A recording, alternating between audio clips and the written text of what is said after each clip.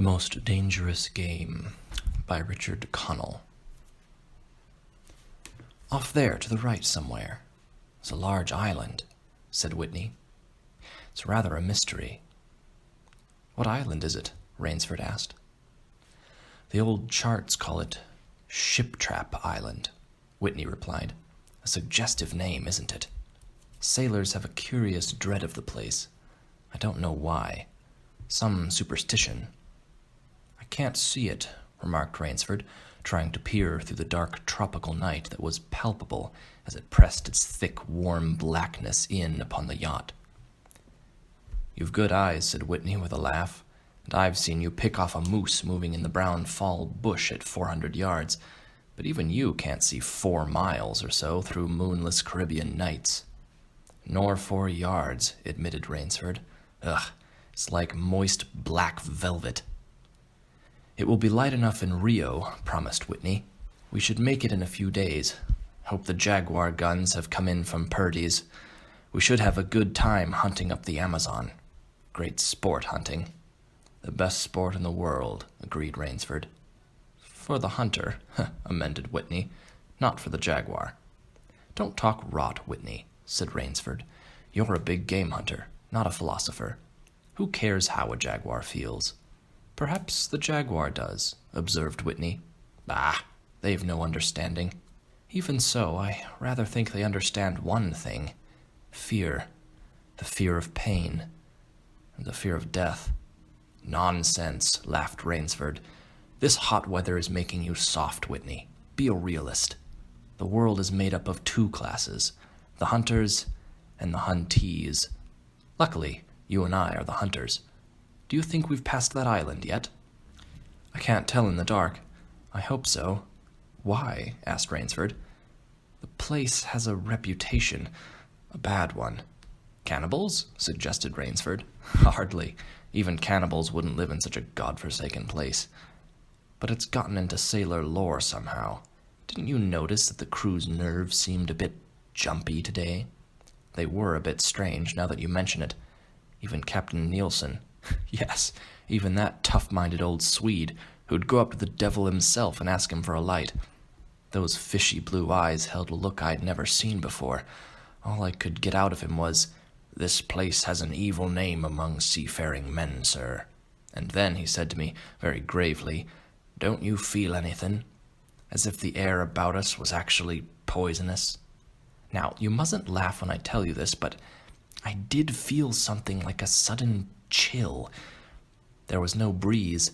The sea was as flat as plate glass windows. We were drawing near the island then. What I felt was a mental chill, sort of sudden dread. Pure imagination, said Rainsford. One superstitious sailor can taint the whole ship's company with his fear. Maybe, but sometimes I think sailors have an extra sense that tells them when they are in danger. Sometimes I think evil is a tangible thing, with wavelengths, such as sound and light have. An evil place can, so to speak, broadcast vibrations of evil. Anyhow, I'm glad we're getting out of this zone. Well, I think I'll turn in now, Rainsford. I'm not sleepy, said Rainsford. I'm going to go smoke another pipe up on the afterdeck. Good night then, Rainsford. See you at breakfast. Good night, Whitney.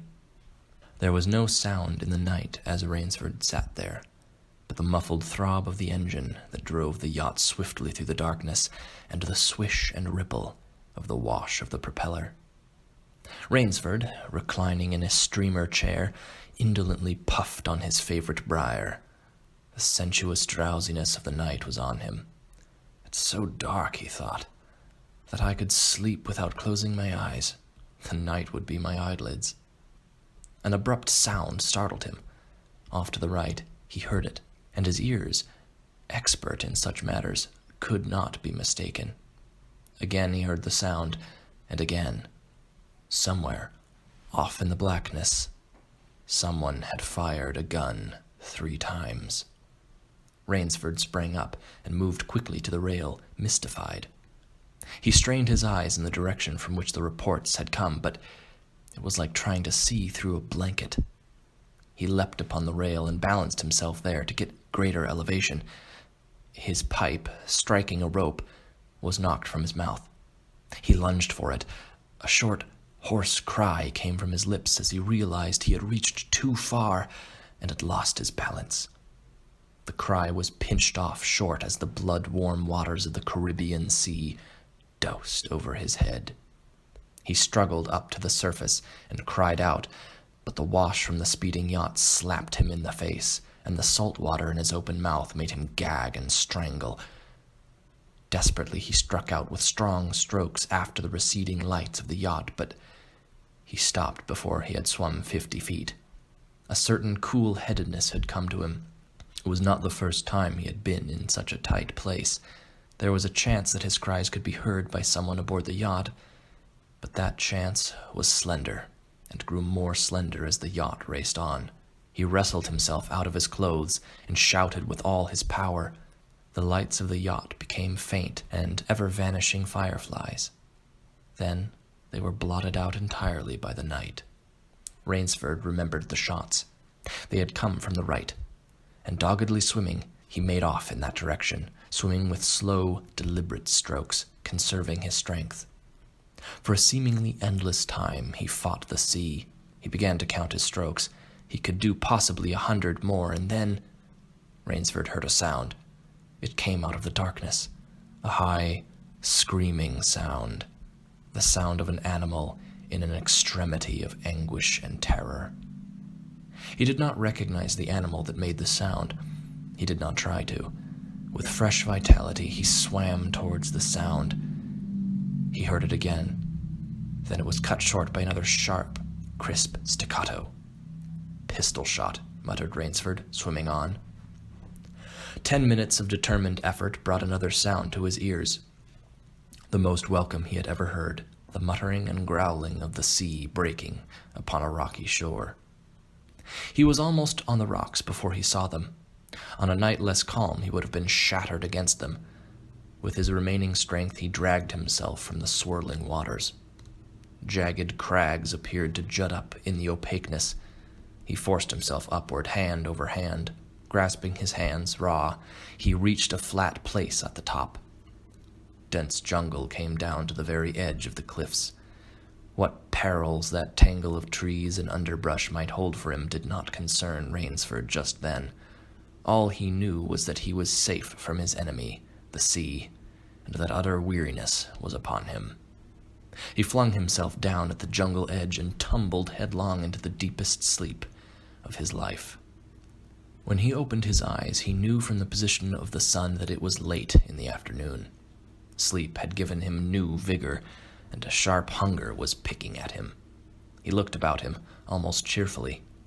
Where there are pistol shots, there are men. And where there are men, there is food, he thought. But what kind of men, he wondered, in so forbidding a place? An unbroken front of snarled and ragged jungle fringed the shore. He saw no sign of a trail through the closely knit web of weeds and trees. It was easier to go along the shore, and Rainsford floundered along by the water. Not far from where he had landed, he stopped. Some wounded thing, by the evidence, a large animal, had thrashed about in the underbrush. The jungle weeds were crushed down, and the moss was lacerated. One patch of weeds was stained crimson. A small, glittering object not far away caught Rainsford's eye. He picked it up. It was an empty cartridge. "A .22, he remarked. "That's odd. It must have been a fairly large animal, too. The hunter had his nerve with him to tackle it with such a light gun. It's clear that the brute put up a fight. I suppose the first 3 shots I heard was when the hunter flushed his quarry and wounded it. The last shot was when he trailed it here and finished it."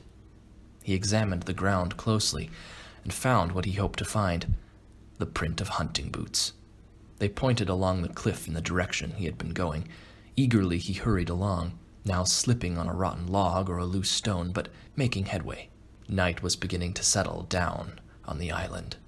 Bleak darkness was blacking out the sea and jungle when Rainsford sighted the lights. He came upon them as he turned a crook in the coastline, and his first thought was that he had come upon a village, for there were many lights. But as he forged along, he saw to his great astonishment that all the lights were in one enormous building, a lofty structure with pointed towers plunging upward into the gloom. His eyes made out the shadowy outlines of a palatial chateau. It was set on a high bluff, and on 3 sides of it cliffs dived down to where the sea licked greedy lips in the shadows. Mirage, thought Rainsford. But it was no mirage, he found, when he opened the tall spiked iron gate. The stone steps were real enough. The massive door, with a leering gargoyle for a knocker, was real enough. Yet above it all hung an air of unreality. He lifted the knocker, and it creaked up stiffly, as if it had never been before used. He let it fall, and it startled him with its booming loudness. He thought he heard steps within. The door remained closed. Again, Rainsford lifted the heavy knocker and let it fall. The door opened then, opened as suddenly as if it were on a spring, and Rainsford stood blinking in the river of glaring gold light that poured out. The first thing Rainsford's eyes discerned was the largest man Rainsford had ever seen, a gigantic creature, solidly made and black-bearded to the waist. In his hand the man held a long-barreled revolver, and he was pointing it straight at Rainsford's heart. Out of the snarl of beard, 2 small eyes regarded Rainsford. "Don't be alarmed," said Rainsford with a smile which he hoped was disarming. "I'm no robber. I fell off a yacht. My name is Sanger Rainsford of New York City." The menacing look in the eyes did not change, the revolver pointing as rigidly as if the giant were a statue. He gave no sign that he understood Rainsford's words, or that he had even heard them. He was dressed in a uniform, a black uniform, trimmed with gray astrakhan. "I'm Sanger Rainsford of New York," Rainsford began again. "I fell off a yacht. I'm hungry." The man's only answer was to raise, with his thumb, the hammer of his revolver. Then Rainsford saw the man's free hand go to his forehead in a military salute, and he saw him click his heels together and stand at attention. Another man was coming down the broad marble steps, an erect, slender man in evening clothes. He advanced to Rainsford and held out his hand. In a cultivated voice, marked by the slight accent that gave it added precision and deliberateness, he said, "It is a very great pleasure and honor to welcome Mr. Sanger Rainsford, the celebrated hunter, to my home." Automatically, Rainsford shook the man's hand.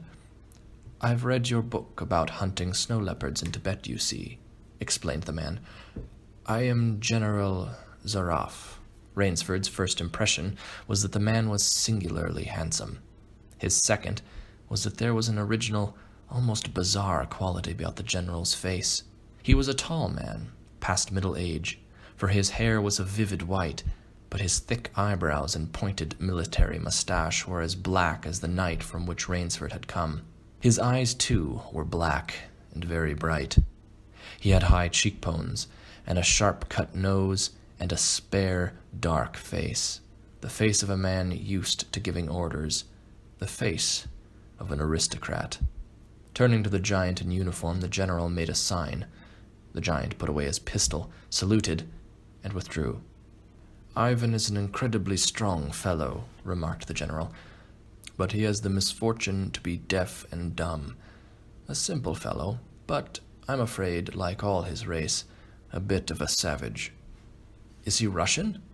"He is a Cossack," said the general, and his smile showed red lips and pointed teeth. "So am I." "Come," he said, "we shouldn't be chatting here. We can talk later. Now you want clothes, food, rest. You shall have them. This is a most restful spot." Ivan had reappeared, and the general spoke to him with lips that moved but gave forth no sound. "Follow Ivan, if you please, Mr. Rainsford," said the general. "I was about to have my dinner when you came. I will wait for you. You'll find that my clothes will fit you, I think." It was to a huge, beam-ceilinged bedroom with a canopied bed big enough for 6 men that Rainsford followed the silent giant. Ivan laid out an evening suit, and Rainsford, as he put it on, noticed that it came from a London tailor, who ordinarily cut and sewed for none below the rank of duke. The dining room, to which Ivan conducted him, was in many ways remarkable. There was a medieval magnificence about it. It suggested a baronial hall of feudal times, with its oaken panels, its high ceiling, its vast refectory tables where 20 men could sit down to eat. About the hall were mounted heads of many animals: lions, tigers, elephants, moose, bears. Larger or more perfect specimens Rainsford had never seen.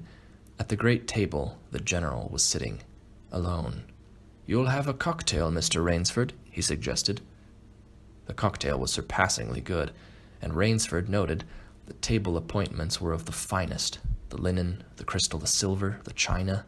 They were eating borscht, the rich red soup with whipped cream so dear to Russian palates. Half apologetically, General Zaroff said, "We do our best to preserve the amenities of civilization here. Please forgive any lapses. We are well off the beaten track, you know. Do you think the champagne has suffered from its long ocean trip?" "Not in the least," declared Rainsford. He was finding the general a thoughtful, most affable host, a true cosmopolite. But there was one small trait of the general's that made Rainsford uncomfortable.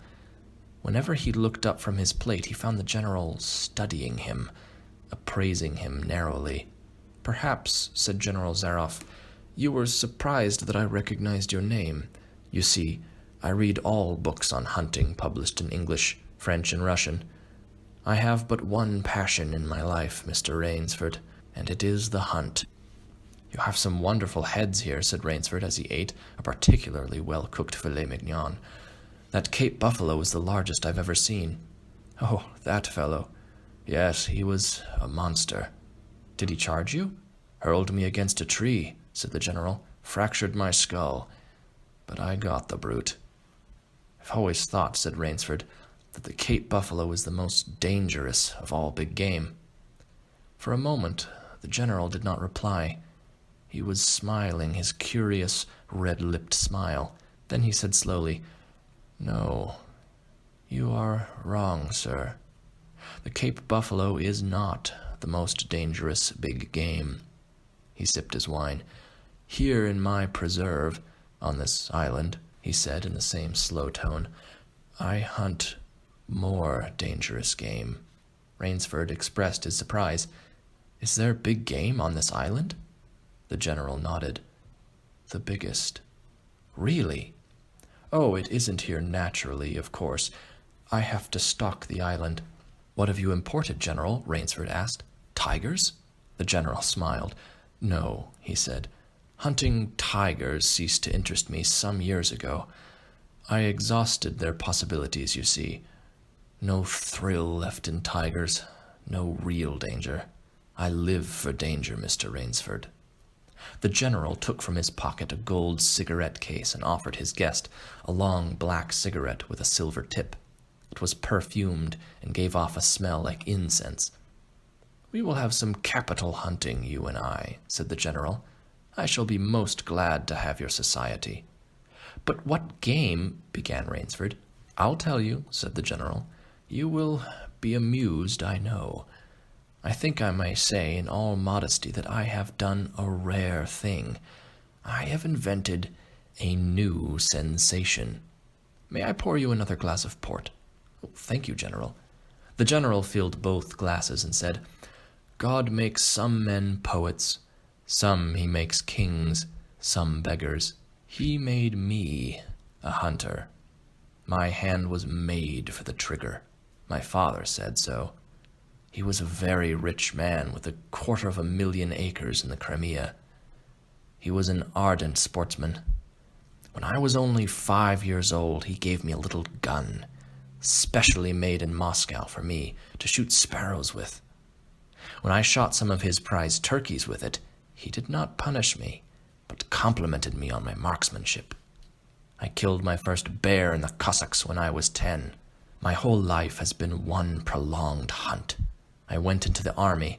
It was expected of noblemen's sons, and for a time commanded a division of the Cossack cavalry, but my real interest was always the hunt. I have hunted every kind of game in the land. It would be impossible for me to tell you how many animals I have killed."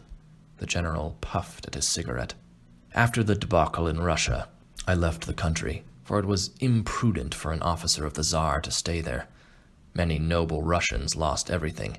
I, luckily, had invested heavily in American securities, so I shall never have to open a tea room in Monte Carlo or drive a taxi in Paris.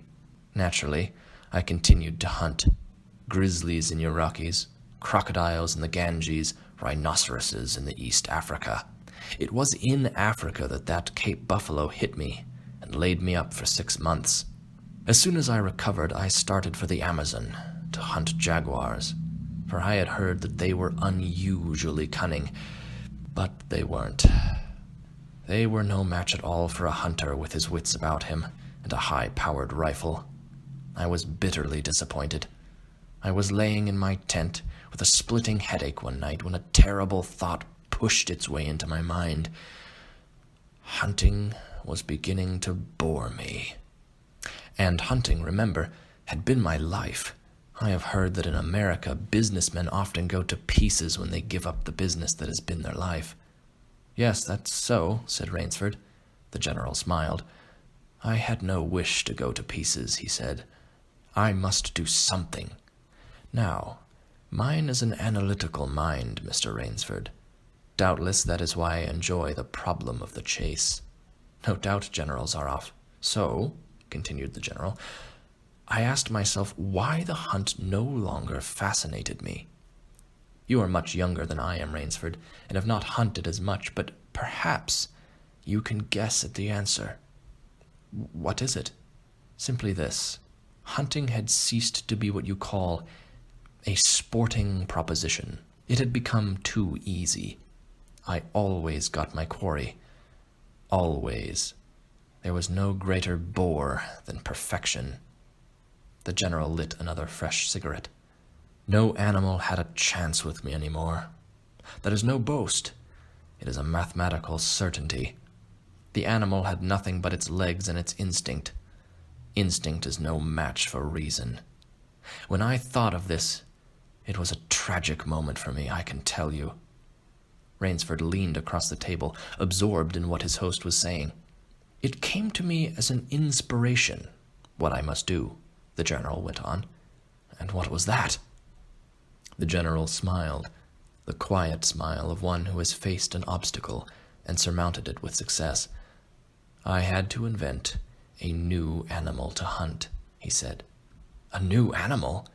You're joking. Not at all, said the general. I never joke about hunting. I needed a new animal, and I found one. So I bought this island, built this house, and here I do my hunting. The island is perfect for my purposes. There are jungles with maze of traits in them, hills, swamps. But the animal, General Zaroff? Oh, said the general. It supplies me with the most exciting hunting in the world. No other hunting compares with it even for an instant.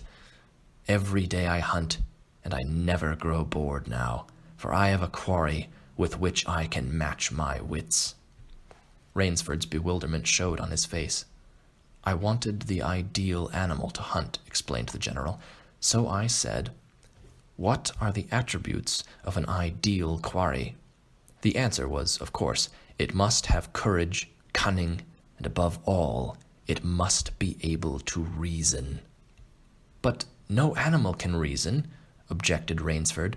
My dear fellow, said the general, there is one that can. But you can't mean, gasped Rainsford. And why not? I can't believe you are serious, General Zaroff. This is a grisly joke. Why should I not be serious? I am speaking of hunting. Hunting? Great guns, General Zaroff, what you speak of is murder. The general laughed with an entire good nature. He regarded Rainsford quizzically. I refuse to believe that so modern and civilized a young man as you seem to be harbors romantic ideas about the value of human life. Surely your experiences in the war did not make me condone cold-blooded murder, finished Rainsford stiffly. Laughter shook the general. How extraordinarily droll you are, he said. One does not expect nowadays to find a young man of the educated class, even in America, with such a naive and, if I may say so, mid-Victorian point of view. It's like finding a snuff-box in a limousine. Ah, well, doubtless you had Puritan ancestors. So many Americans appear to have had. I'll wager you forget your notions when you go hunting with me. You've a genuine new thrill in store for you, Mr. Rainsford. Thank you, but I'm a hunter, not a murderer. Dear me, said the general, quite unruffled. Again that unpleasant word. But I think I can show you that your scruples are quite ill-founded. Life is for the strong, to be lived by the strong, and if needs be, taken by the strong. The weak of the world were put here to give the strong pleasure. I am strong. Why should I not use my gift? If I wish to hunt, why should I not? I hunt the scum of the earth, sailors from tramp ships, lasciers, mongrels. A thoroughbred horse or a hound is worth more than a score of them. But they are men, said Rainsford haughtily. Precisely, said the general. That is why I use them. It gives me pleasure. They can reason, after a fashion, so they are dangerous. But where do you get them? The general's left eyelid fluttered down in a wink. This island is called Shiptrap, he answered. Sometimes an angry god of the high seas sends them to me. Sometimes, when Providence is not so kind, I help Providence a bit. Come to the window with me. Rainsford went to the window and looked out towards the sea. Watch, out there, exclaimed the general, pointing into the night. Rainsford's eyes saw only blackness, and then, as the general pressed a button, far out to sea Rainsford saw the flash of lights. The general chuckled. They indicate a channel, he said, where there's none. Giant rocks with razor edges crouched like a sea monster with wide-open jaws. They can crush a ship as easily as I crush this nut. He dropped a walnut on the hard floor and brought his heel grinding down on it. Oh, yes, he said, casually, as if in answer to a question. I have electricity. We try to stay civilized here. Civilized? And you shoot down men? A trace of anger was in the general's black eyes, but it was there for but a second, and he said in most pleasant manners, Dear me, what a righteous young man you are. I assure you I do not do the thing you suggest. That would be barbarous. I treat these visitors with every consideration. They get plenty of good food and exercise.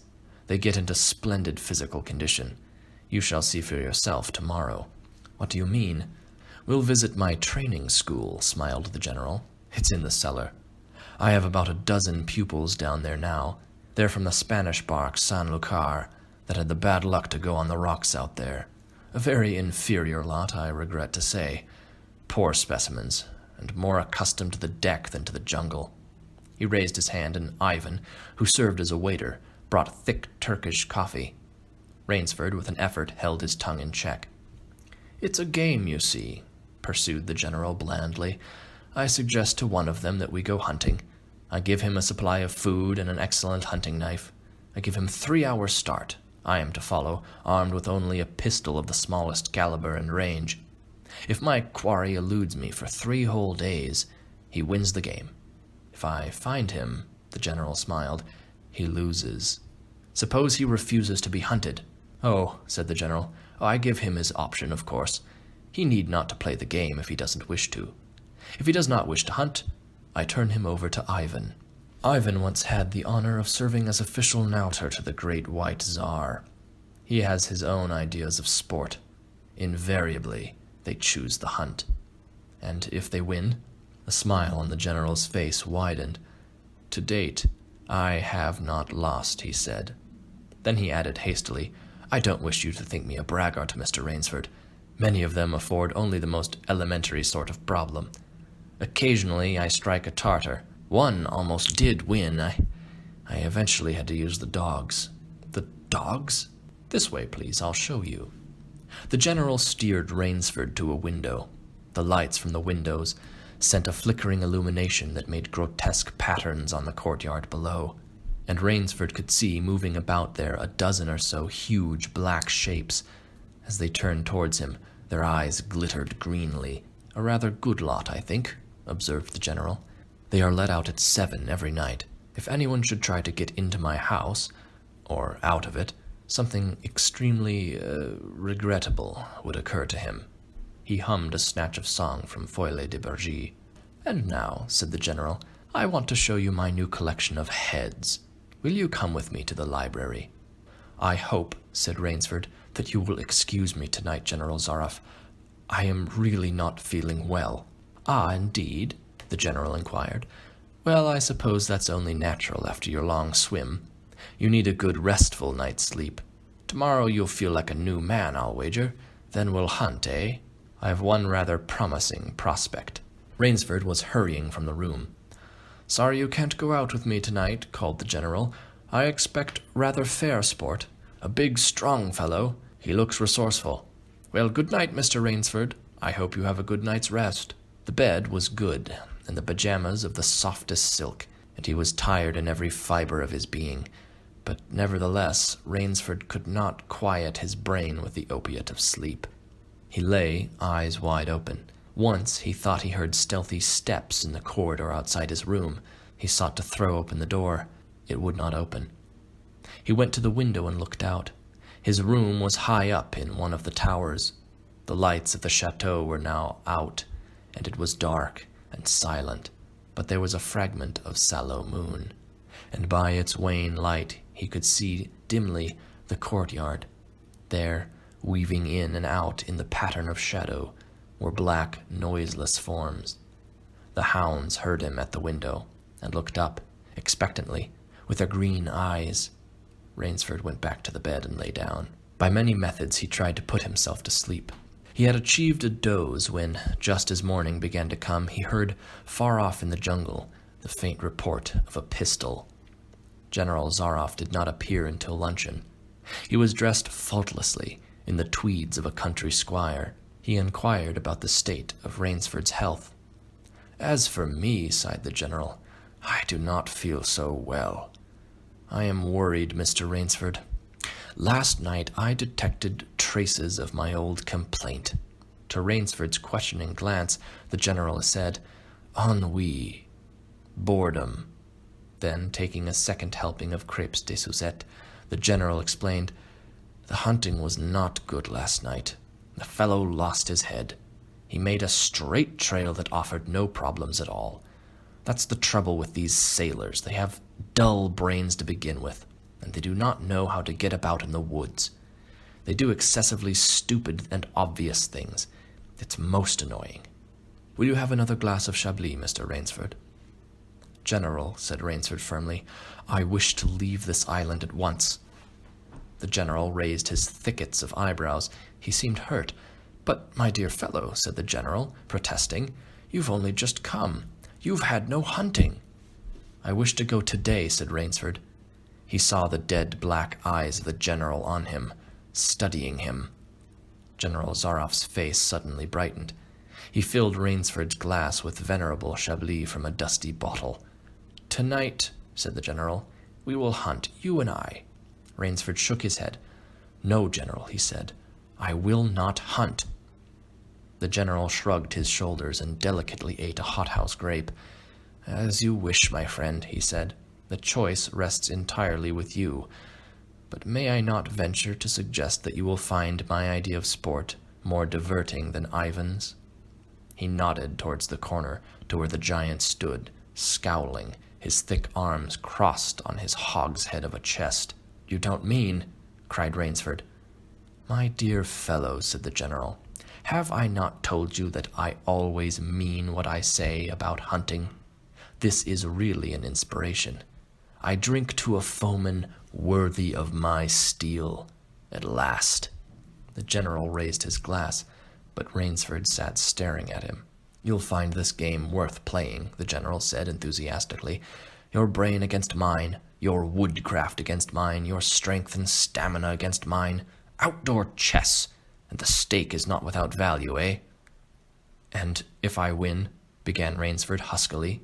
"I'll cheerfully acknowledge myself defeated if I do not find you by midnight of the third day," said the General Zaroff. "My sloop will place you on the mainland near a town. The general read what Rainsford was thinking. "Oh, you can trust me," said the Cossack. "I will give you my word as a gentleman and a sportsman. Of course, you in turn must agree to say nothing of your visit here." "I'll agree to nothing of the kind," said Rainsford. "Oh," said the general, "in that case, but why discuss that now? 3 days hence we can discuss it over a bottle. Unless—" The general sipped his wine. Then a businesslike air animated him. "Ivan," he said to Rainsford, "will supply you with hunting clothes, food, a knife. I suggest you wear moccasins. They leave a poorer trail. I suggest, too, that you avoid that big swamp in the southeast corner of the island. We call it Death Swamp.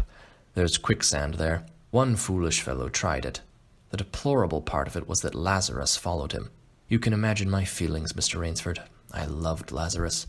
He was the finest hound in my pack. Well, I must beg you to excuse me now. I always take a siesta after lunch. You'll hardly have time for a nap, I fear. You'll want to start, no doubt. I shall not follow till dusk. Hunting at night is so much more exciting than by day, don't you think? Au revoir, Mr. Rainsford. Au revoir." General Zaroff, with a deep, courtly bow, strolled from the room. From another door came Ivan. Under one arm he carried khaki hunting clothes, and a haversack of food, and a leather sheath containing a long-bladed hunting knife. His right hand rested on a cocked revolver thrust into the crimson sash about his waist. Rainsford had fought his way through the brush for 2 hours. "I must keep my nerve, I must keep my nerve," he said, through tight teeth. He had not been entirely clear-headed when the chateau gates snapped shut behind him. His whole idea at first was to put distance between himself and General Zaroff, and, to this end, he had plunged along, spurred on by the sharp roars of something very much like panic. Now he had got a grip of himself, and had stopped, and was taking stock of himself and the situation. He saw that straight flight was futile. Inevitably it would bring him face to face with the sea. He was in a picture with a frame of water, and his operations clearly must take place within that frame. "I'll give him a trail to follow," muttered Rainsford, and he struck off from the rude path he had been following into the trackless wilderness. He executed a series of intricate loops. He doubled on his trail again and again, recalling all the lore of the fox hunt and all the dodges of the fox. Night found him leg-weary, with hands and face lashed by branches on a thickly wooded ridge. He knew it would be insane to blunder on through the dark, even if he had the strength. His need for rest was imperative, and he thought, "I have played the fox, now I must play the cat of the fable." A big tree with a thick trunk and outspread branches was nearby, and taking care not to leave the slightest mark, he climbed up into the crotch, and stretching out on one of the broad limbs, after a fashion, rested. Rest brought him new confidence, and almost a feeling of security. Even so zealous a hunter as General Zaroff could not trace him there, he told himself. Only the devil himself could follow that complicated trail through the jungle after dark. But perhaps the general was a devil. An apprehensive night crawled slowly by like a wounded snake, and sleep did not visit Rainsford, although the silence of a dead world was on the jungle. Towards morning, when a dingy gray was varnishing the sky, the cry of some startled bird focused Rainsford's attention in that direction. Something was coming through the brush, coming slowly, carefully, coming by the same winding way Rainsford had come. He flattened himself down on the limb, and, through a screen of leaves, almost as thick as a tapestry, he watched. That which was approaching was a man. It was General Zaroff. He made his way along with his eyes fixed in the utmost concentration upon the ground before him. He paused, almost beneath the tree, dropped to his knees, and studied the ground. Rainsford's impulse was to hurl himself down like a panther, but he saw that the general's right hand held something metallic, a small automatic pistol. The hunter shook his head several times as if he were puzzled. Then he straightened up and took from his case one of his black cigarettes.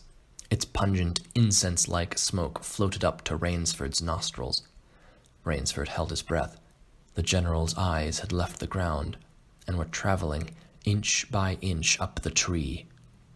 Rainsford froze there, every muscle tensed for a spring, but the sharp eyes of the hunter stopped before they reached the limb where Rainsford lay. A smile spread over his brown face. Very deliberately, he blew a smoke ring into the air. Then he turned his back on the tree and walked carelessly away, back along the trail he had come. The swish of the underbrush against his hunting boots grew fainter and fainter. The pent-up air burst haughtily from Rainsford's lungs. His first thought made him feel sick and numb. The general could follow a trail through the woods at night. He could follow an extremely difficult trail. He must have uncanny powers. Only the merest chance had the Cossack failed to see his quarry. Rainsford's second thought was even more terrible. It sent a shudder of cold horror through his whole being. Why had the general smiled? Why had he turned back? Rainsford did not want to believe what his reason told him was true, but the truth was as evident as the sun that had now pushed through the morning mists. The general was playing with him. The general was saving him for another day's sport. The Cossack was the cat, and he was the mouse. Then it was that Rainsford knew the full meaning of terror. I will not lose my nerve. I will not. He slid down from the tree and struck off again into the woods. His face was set, and he forced the machinery of his mind to function. 300 yards from his hiding place, he stopped where a huge dead tree leaned precariously on a smaller living one. Throwing off his sack of food, Rainsford took his knife from its sheath and began to work with all his energy. The job was finished at last, and he threw himself down behind a fallen log 100 feet away. He did not have to wait long. The cat was coming again to play with the mouse. Following the trail with the sureness of a bloodhound came General Zaroff. Nothing escaped those searching black eyes. No crushed blade of grass, no bent twig, no mark, no matter how faint in the moss. So intent was the Cossack on his stalking that he was upon the thing Rainsford had made before he even saw it. His foot touched the protruding bough that was the trigger. Even as he touched it, the general sensed his danger and leapt back with the agility of an ape, but he was not quick enough. The dead tree, delicately adjusted to rest on the cut living one, crashed down and struck the general a glancing blow on the shoulder as it fell. But for his alertness, he must have been smashed beneath it. He staggered, but did not fall. Nor did he drop his revolver. He stood there, rubbing his injured shoulder, and Rainsford, with fear again gripping his heart, heard the general's mocking laugh ring through the jungle.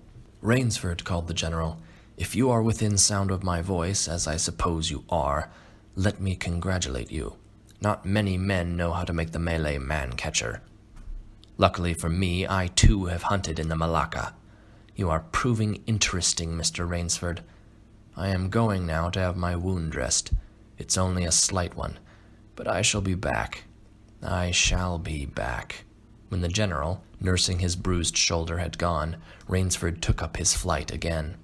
It was flight now, a desperate, hopeless flight that carried him on for some hours. Dusk came, then darkness, and still he pressed on. The ground grew softer under his moccasins. The vegetation grew ranker, denser. Insects bit him savagely. Then, as he stepped forward, his foot sank into the ooze. He tried to wrench it back, but the muck sucked viciously at his foot as if it were a giant leech. With a violent effort, he tore his feet loose. He knew where he was now. Death Swamp and its quicksand. His hands were tight closed, as if his nerves were something tangible that someone in the darkness was trying to tear from his grip. The softness of the earth had given him an idea. He stepped back from the quicksand, a dozen feet or so, and, like some huge prehistoric beaver, he began to dig. Rainsford had dug himself in France, when a second's delay meant death. That had been a placid pastime compared to his digging now. The pit grew deeper. When it was above his shoulders, he climbed out, and from some hard saplings cut stakes and sharpened them into fine points. These stakes he planted in the bottom of the pit, with the points sticking up. With flying fingers, he wove a rough carpet of weeds and branches, and with it he covered the mouth of the pit. Then, wet with sweat and aching with tiredness, he crouched behind the stump of a lightning-charred tree.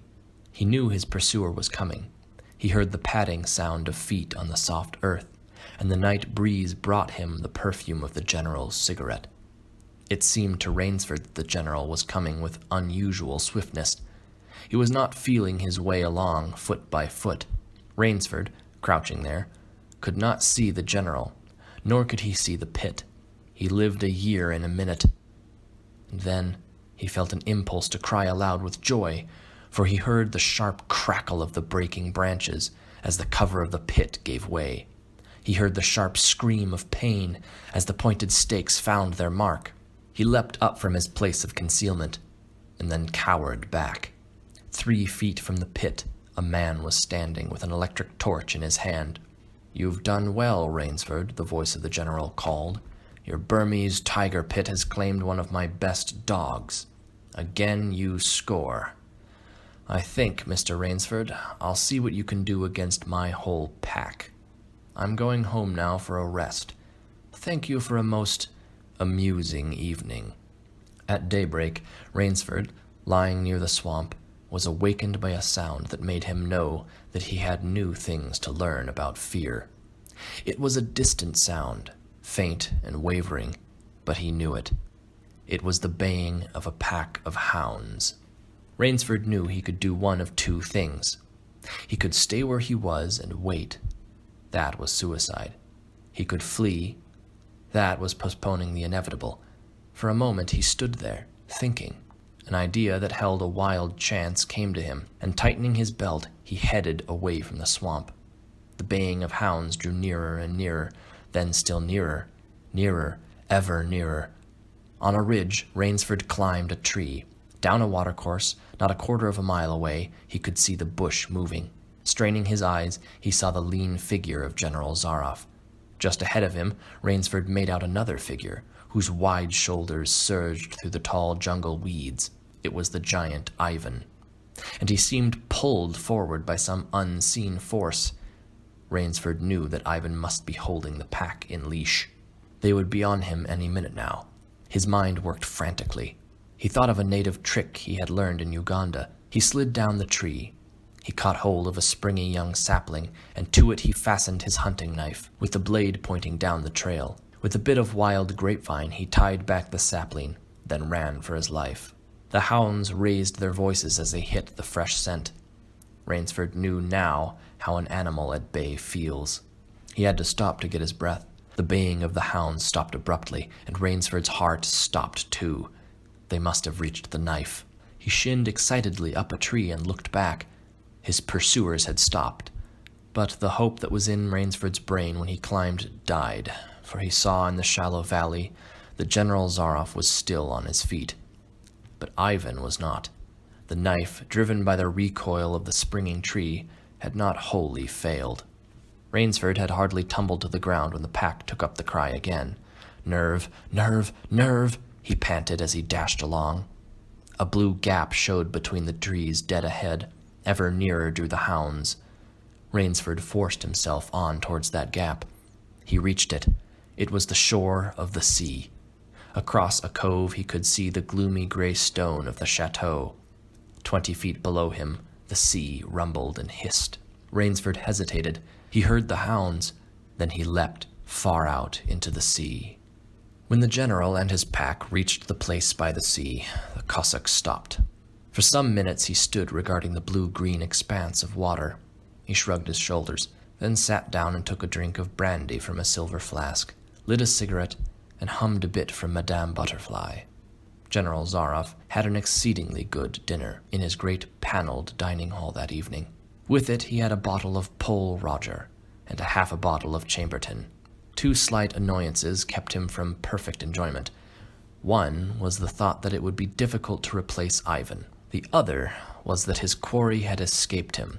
Of course, the American hadn't played the game, so thought the general as he tested his after-dinner liqueur. In his library, he read, to soothe himself, from the works of Marcus Aurelius. At 10, he went up to his bedroom. He was deliciously tired, he said to himself, as he locked himself in. There was a little moonlight, so, before turning on his light, he went to the window and looked down at the courtyard. He could see the great hounds, and he called, Better luck another time, to them. Then he switched on the light. A man, who had been hiding in the curtains of the bed, was standing there. "Rainsford!" screamed the general. "How in God's name did you get here?"